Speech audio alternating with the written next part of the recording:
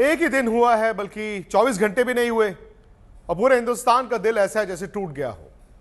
उम्मीद बहुत ज्यादा थी क्योंकि भारत की टीम जिस तरह खेलकर वर्ल्ड कप फाइनल में आई कि तीसरा वर्ल्ड कप भारत आ रहा है, बल्कि भारत में ही रह जाएगा। हमें लगा कि वो 12 साल का इंतजार खत्म हो जाएगा। 19 नवंबर नरेंद्र मोदी स्टेडियम में भारत ऑस्ट्रेलिया को धूल चटा देगा, लेकिन ऐसा हुआ नहीं।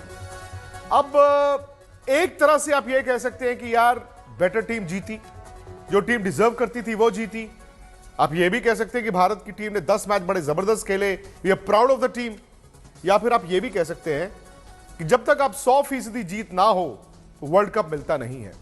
आप ये भी कह सकते हैं कि फाइनल में जरूर भारत गया, लेकिन वही पुरानी दिक्कत, वही पुरानी कमजोरी बार बार टीम के सामने आ जाती है। आज मेरे साथ 2 वर्ल्ड चैंपियंस हैं और इस पूरे वर्ल्ड कप के दौरान आपने आज तक पर, स्पोर्ट्स तक पर इनको सुना भी है। और मैं तो हमेशा ये कोशिश करता हूं कि वर्ल्ड चैंपियंस की ब्रेन मैपिंग की जाए, मतलब उनके जहन में घुस के उनसे पूछा जाए इनके जमाने में टीम कैसे जीती थी। 2007 वर्ल्ड T20 में हरभजन सिंह थे, 2011 वर्ल्ड कप की टीम में थे, Suresh Raina 2011 world cup team में थे, फिर 2013 चैंपियंस ट्रॉफी टीम में भी थे, जो आखिरी भारत की जीत थी आईसीसी टूर्नामेंट में 2013। तो इन लोगों के लिए आसान क्यों होता था कि जैसे ही वो एक बड़ा मैच है ये जीतते थे। और इस टीम के लिए, मतलब पिछले 10 साल से दिक्कतें क्या आ रही हैं कि 10 साल में भारत 5 आईसीसी फाइनल खेला है और सब एक तरफा हारा है। क्या ये स्किल पे बात आ जाती है या फिर ये बात जो है साइकोलॉजिकल है? क्योंकि अगर इसी तरह हालात रहे तो भाई फिर अगला वर्ल्ड कप कब आएगा? क्या उसमें भी ऐसे ही होगा कि आप इतनी नजदीक जाएंगे, हाथ लगा के वापस आ जाएंगे? सुरेश, मैं जानता हूं कि एक क्रिकेटर के नाते आपका दिल शायद फैन से ज्यादा टूटा हो, लेकिन ये हुआ क्या कल? तो सीखना पड़ेगा हमको कि कैसे किस तरीके से करें। बस एक स्टेप अवे रहते हैं। जिस तरीके से हम खेलते हैं 2014 में, मुझे याद है जब वर्ल्ड कप हम फाइनल हारे थे उधर श्रीलंका में, काफ़ी टाइम हताश रही थी हमारी टीम। उसके 2015 में हम वर्ल्ड कप जब गए थे खेलने उधर ऑस्ट्रेलिया, वहाँ पर हम 2015 में जब हारे उधर सेमीफाइनल से, मतलब बैक टू बैक हुआ काफ़ी उस टाइम पे। तो मुझे लगता है कि थोड़ा सा प्रेशर को हैंडल करना आना चाहिए प्लेयर्स को, और जो स्टेज में रहना है उसमें प्रेजेंट में रहना बहुत ज़रूरी है। कभी कभी हम टू फार अहेड सोचते हैं कि और पास्ट में चले जाते हैं, और आई एम श्योर कि वो सारे प्रोफेशनल एथलीट हैं, they know how to do their best. But मुझे लगता है कि थोड़ा एड्रेस होगा, किस तरीके से बात करेंगे मैनेजमेंट। रोहित शर्मा बिल्कुल एक एस्ट्यूट लीडर रहे हैं पूरे टूर्नामेंट में, बहुत अच्छी कप्तानी उन्होंने करी है। लेकिन आने वाले टाइम में कौन वो वर्ल्ड कप खेलेगा 2020, कौन वो 50 ओवर का वर्ल्ड कप करेगा, आपको आइडेंटिफाई करने पड़ेंगे प्लेयर्स, किन में वो ताकत है जो प्रेशर को हैंडल कर सकते हैं। अभी इतना डोमेस्टिक सीजन होने वाला है तो बहुत सारे सवाल होंगे सिलेक्टर्स के पास भी, कप्तान और कोच के पास भी। बजू, ऐसा नहीं है कि आपकी 2011 की टीम पर दबाव नहीं था।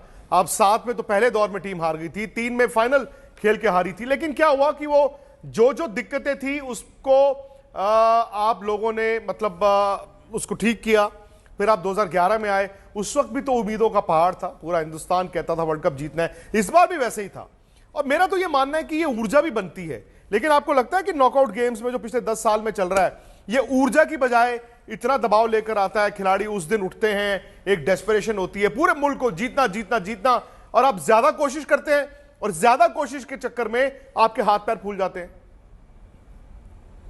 देखिए, 2 चीजें हो सकती है उसमें। एक तो दबाव जो है वो आपको या तो बेस्ट बनाता है या फिर थोड़ा आपको दबा देता है, तो आपका जो बेस्ट है वो निकल नहीं पाता है। तो हमने सर्टनली देखा है कि इंडिया टीम ने डोमिनेट किया पूरे इस वर्ल्ड कप में, किसी भी टीम को सामने खड़े नहीं होने दिए। बट जब फाइनल आया तो फिर वो बड़ा मैच, जब रोहित जब तक खेल रहे थे मुझे लगा नहीं कि टीम किसी भी तरीके से किसी दबाव में है।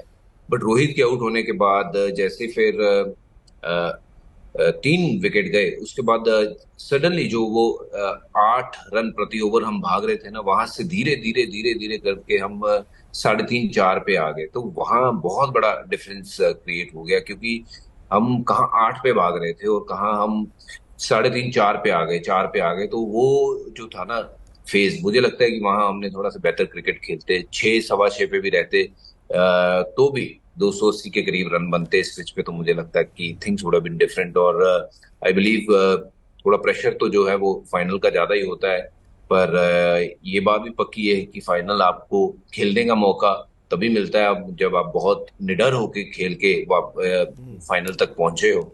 और वैसी ही उम्मीद थी कि ये टीम जो है निडर टीम है और ये जो जीतेगी, इस और ये टीम ने सबसे किया बड़ा है। शायद मौका था। और ऑफ कोर्स हमसे ज्यादा जो है वो प्लेयर निराश होंगे, प्लेयर के मन में बहुत दुख होगा, बहुत उदास होंगे। मैं समझ सकता हूँ उस फीलिंग को, but I I believe that कि ये शायद हमने ये बहुत बड़ा मौका जो है हमारे हाथ से जाने दिया है। और ये ऑस्ट्रेलियन टीम, मैं नहीं मान सकता हूँ कि ये भारतीय टीम से बेहतर टीम है। हालांकि ये वर्ल्ड कप जीत गए हैं, पर मुझे लगता है कि भारत बेटर टीम थी, तगड़ी टीम थी, बट जीत नहीं पाए क्योंकि एक ही कारण, शायद प्रेशर जो है ना वो ऑस्ट्रेलियन ने बेटर हैंडल किया और उन्होंने दबाव वापस इंडियन टीम पे डालते ही गए। बॉलिंग में करिए या बज्जू फिर आप बल्लेबाजी में करिए, आप देखेंगे कि उन्होंने जो हर उस पहलू को जीता जो एक वाला दिन तो छोड़ दीजिए, आप आपने मैच से पहले ही दबाव ले लिया ना। क्या जरूरत थी आपको इस तरह की पिच बनाने की? आज भी नहीं थे कि स्लिपे रखते। जडेजा के एक दो ऐसी गेंदें निकली जो स्लिप में कैच हो सकता था, बट स्लिप तो थी नहीं। आपको लगता है कि 47 आउट पर भारत मैच में था, भारत जीत सकता था?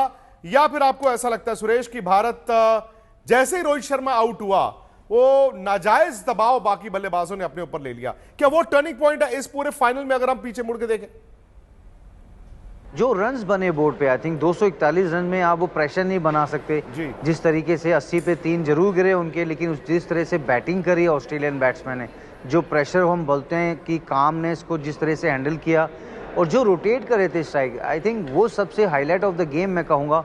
कि जब हम बैटिंग करने आए तो we were playing lot of dot balls, और जिस तरह से ऑस्ट्रेलिया आए, लबुशेन आए, 15-20 बॉल खेला उन्होंने, उसके बाद जो रोटेशन स्टार्ट हुई, आई नो कि ड्यू हुआ बॉलर के लिए काफ़ी मुश्किलात बढ़ी, लेकिन छठा बॉलर नहीं होना इंडियन टीम के पास, मैं मानूंगा सबसे बड़ा प्रॉब्लम है। हमने 2011 में जब जीता था हमारे पास ऑप्शन बहुत ज़्यादा थे, और जिस तरह से रोहित और विराट भी डाले थे, आज रोहित को भी 2-3 ओवर करना चाहिए था, देखना चाहिए था विकेट में क्या हेल्प मिल रही है, तो वो डिसीजन कुछ लेने चाहिए थे। सिराज लगा क्योंकि अभी हार गए तो बहुत सारी चीज़ें हम सोचेंगे, लेकिन मुझे लगता है वो छठा ऑप्शन इंडिया को अगर वर्ल्ड कप या आईसीसी ट्रॉफी जीतनी है ना, तो मुझे लगता है कि जल्दी से जल्दी उसकी शुरुआत स्टार्ट करनी पड़ेगी, चाहे वो बैटिंग ऑलराउंडर हो, चाहे वो एक मिस्ट्री स्पिनर हो, और जो बैटिंग भी अच्छी करे तो हमें एक स्पिन ऑलराउंडर भी ढूंढना पड़ेगा, एक हमें फास्ट बॉलर अच्छा ऑलराउंडर भी ढूंढना पड़ेगा। दिक्कत ये है ना सुरेश की शायद स्किल आपकी पूरी टूर्नामेंट में जबरदस्त रही है, तो स्किल के कारण नहीं हुआ, शायद वो मानसिक, जैसे मैंने कहा ना, साइकोलॉजिकल है।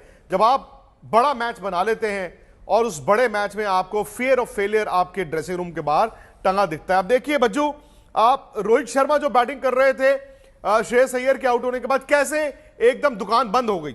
अब देखिए पूरी पारी में भारत ने कुल मिलाकर सिर्फ 13 चौके मारे हैं, सिर्फ 13 चौके 3 छक्के, मतलब 50 ओवर में 13 चौके और 3 छक्के इंडिया के। और 10 ओवर के बाद आपको जानकर बड़ी हैरानी होगी कि भारतीय टीम ने पूरा सिर्फ 3 चौके लगाए हैं, सिर्फ 3 चौके, मतलब 4 चौके। मतलब आप देखिए, आपने दुकान ऐसी बंद कर दी कि 10 से 20 और 20 से 30, यानी कि उन 20 ओवरों में जहां केएल राहुल ने आके थोड़ा रन रेट गिराया और फिर विराट पे भी उसका दबाव दिखा, भारत ने सिर्फ 72 रन किए हैं भजन, सिर्फ 72 रन 20 ओवर में। और आप ऑस्ट्रेलिया स्पिनर्स की बात करें, 18 ओवरों में उन तीनों ने मिलकर सिर्फ 83 रन दिए हैं। अब इसकी जिम्मेदारी तो है ना, ये तो स्किल नहीं है। मुझे लगता है कि वहां पर आपका थोड़ा सा ना वो फियर ऑफ फेलियर दिखता है। अगर मैं आउट हो गया तो क्या होगा, और भाई मैच तो एक ही है, अगर मैं आउट हो गया वाली तो बात ही नहीं होनी चाहिए ना, अगर आप इतना बड़ा मैच खेल रहे हैं। आई डू बिलीव सो, क्योंकि वो ये एक ऐसा स्टैट है जो मैं चेक कर रहा था कि 99 में किसी मैच में एक ऐसा हुआ था कि जहां पे एक वनडे मैच में 10 ओवर से लेके 50 ओवर तक 4 या 5 बाउंड्री लगी। तो ये अपने आप में बहुत बड़ा सही स्टैट है। बात। जब रोहित बल्लेबाजी कर रहे थे, मुझे लग रहा था कि 300 का आंकड़ा आराम से भारत छू लेगा, और 300 उस पिच के ऊपर बहुत बड़ा स्कोर होता। और ये ऑस्ट्रेलिया की बल्लेबाजी ना फ्रजाइल रही है, इंडिविजुअल ब्रिलियंस से इन्होंने मैचेस जीते हैं। वहां मैक्सवेल की परफॉर्मेंस देख लो, ये ट्रेविस हेड की ये फाइनल में देख लो, कोई ऐसा नहीं कि एज ए टीम बहुत अच्छी खेली हो। तो ये इनकी बल्लेबाजी जो थी ना वनरेबल थी। एक बार 300 रन लग जाते तो चीजें जो है वो अलग होती, रिजल्ट जो है मुझे लगता है अलग होते। पर आई डू बिलीव कि वो जो फेज जो था वो जिसमें हमने बाउंड्रीज वहां नहीं मारी 10 से लेकर 50 ओवर तक, वो मेरे लिए एक थोड़ा सा आश्चर्यजनक बात है कि इतने ओवर्स में आप अगर बाउंड्रीज मारने नहीं देख रहे हो, रन बनाने नहीं देख रहे हो, तो फिर वो टोटल जो आपको चाहिए बोर्ड पे वो लगेगा नहीं। तो आई थिंक थोड़ा सा प्रेशर जो है वो ज्यादा ले गए वहाँ हमारे बल्लेबाज, और वहां उतनी तेजी से रन नहीं बना पाए, उतने स्ट्राइक रेट से रन नहीं बना पाए, तो रन कम रह जो गए वहाँ। चेपॉक का मुकाबला, लखनऊ का मुकाबला, ये एक इंडिकेशन था कि आप गड्ढा बनाओगे, गड्ढे में गिरोगे, क्योंकि आपके पास तो स्ट्रोक प्लेयर्स हैं। भारत तो चौके छक्कों पर खेलता है ना, बाकी टीमें फिर भी सिंगलें निकालती हैं। आप मानते हैं कि गड्ढा बनाया, गड्ढे में इंडिया गिर गया? देखिए, अब वापस पीछे की तरफ देखेंगे तो बहुत बार हमने ये बात करी भी है कि इंडिया के पास ऐसी बल्लेबाजी, ऐसी गेंदबाजी है जो किसी भी पिच पे किसी भी टीम को हरा सकती है। यही टीम ऑस्ट्रेलिया में जाके ऑस्ट्रेलिया को टेस्ट मैचेस हरा चुकी है, और इस टीम ने डोमिनेट किया है। इनके पास बल्लेबाजी बहुत जबरदस्त है, फास्ट बॉलिंग इतनी जबरदस्त है, स्पिन इतनी अच्छी है, तो फिर why play on such wickets जहां पे थोड़ा सा आप दूसरी ऑपोजिशन को भी गेम में लेके आओ, अच्छी विकेट पे क्रिकेट खेलो। मुझे लगता है कि अगर वैसा होता तो शायद जो रिजल्ट है वो शायद डिफरेंट हो सकता था। मैं I am not taking any credit away from Australia की वो भी इसी पिच पे खेले हैं, बट हाँ वो थोड़ी सी स्लाइटली इवनिंग वाली कंडीशंस में खेले हैं जहां पे बाइंडिंग थोड़ी पिच की बेटर होगी, बट उनका जो इंटेंट था ना, that's what made them the champion rather than हम वही पिच के बारे में बहुत ज्यादा फंसे रहे, क्योंकि शाम को सोच रहे थे ड्यू आएगा, ड्यू भी नहीं आया। स्पिनर को थोड़ी बहुत मदद भी मिली, but I think credit to Travis Head, जिस लिहाज की बल्लेबाजी करी। 3 इंडिया के भी आउट हुए थे, और उसके बाद इंडिया का जो हमने स्कोरिंग रेट देखा बहुत नीचे हो गया था, बट जब ऑस्ट्रेलिया के 3 आउट हुए उन्होंने स्कोरिंग रेट नीचे नहीं किया, वो वहां से खेलते चले गए और रन बनाते चले गए, और वापस प्रेशर जो है वो गेंदबाज के ऊपर डालते गए, तो वो डिफरेंस रह गया वहां सही पे। मुझे बात। लगता है कि ऑस्ट्रेलिया ने इस बड़े मैच में प्रेशर को बेहतर हैंडल किया, पिच को बेहतर रीड किया, और बेहतर क्रिकेट खेला। आपने बोला ना कि सोच सोच मैदान से पहले जहां पर आपने इस तरह की पिच बनाई वहीं पर दिख गया था। आप अपनी ताकत को कॉम्प्रोमाइज कर रहे हो, क्यों? क्योंकि आपको लगता है दूसरे की वो कमजोरी है, बट आपने उसे भी मजबूत बना दिया। खैर, ये वर्ल्ड कप तो भारत नहीं जीत पाया,